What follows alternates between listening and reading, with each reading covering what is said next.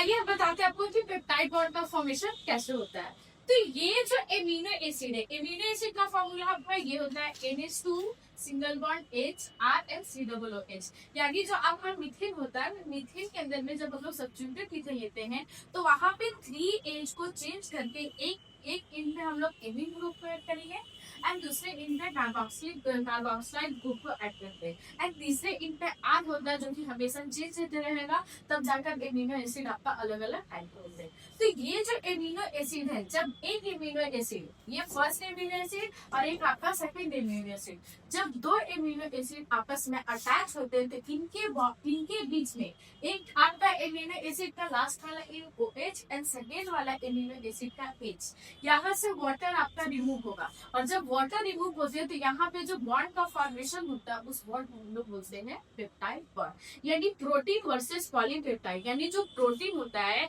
जो एक सेल के अंदर भी न्यूक्लियस होगा, ये आपका सेल है और सेल के अंदर भी ये न्यूक्लियस है। न्यूक्लियस के अंदर में आपका DNA होता है, RNA होता है एंड आपका क्रोमोसोम एंड जीन होते हैं। तो ये जो सिंगल स्ट्रैंडेड RNA होते हैं, RNA का डायरेक्शन 5' to 3' एंड 5' to 3' पे अगर आपका राइबोसोम असेंडेज होता है